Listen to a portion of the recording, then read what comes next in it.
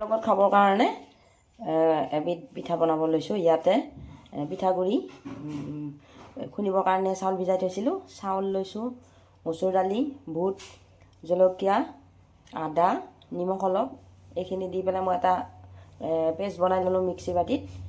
এইখিনি এখন এখনকৈ মই পিঠা বনাই যাম আৰু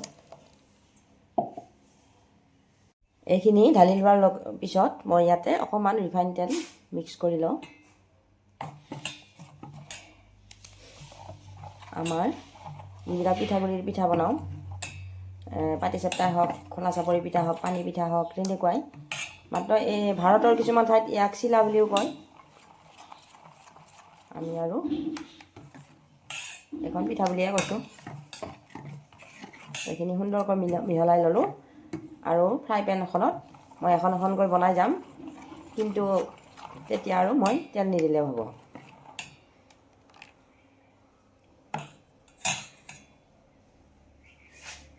এখন ফ্ৰাই পেন গৰম কৰি থৈছোঁ, ইয়াতে মই এখন এখনকৈ বনাই গৈ আছোঁ।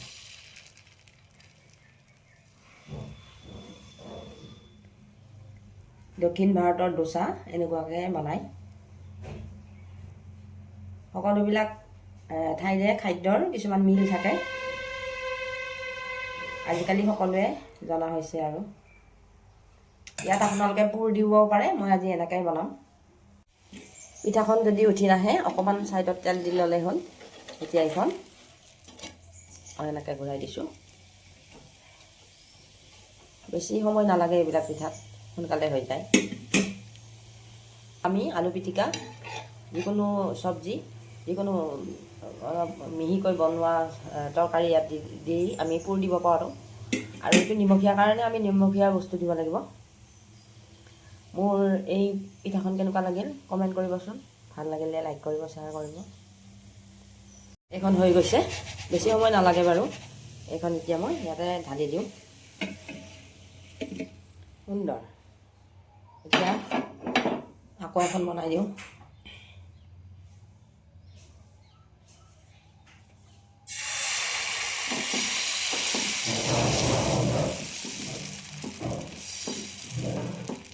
এনেকৈ বহলাই গ'লে হ'ল, পাতল হ'লে বেছি ভাল। এখন এখনকৈ এইখিনি বনাই থৈ দিওঁ।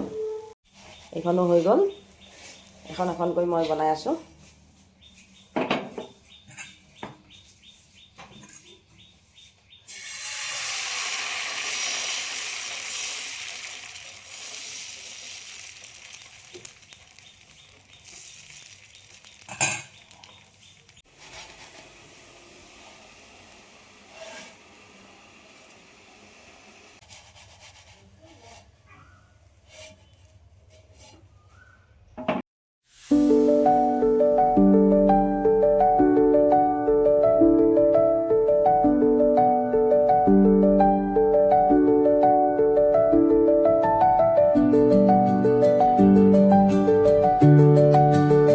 এখন থালত ভাজি অকণমান লৈ পেলাই এনেকৈ এইখিনি সজাই দিছোঁ।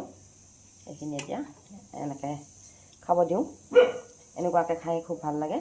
এইটো নিমখীয়া বস্তু আৰু সেইকাৰণে অকণমান ভাজি বা তৰকাৰী হ'লে ভাল।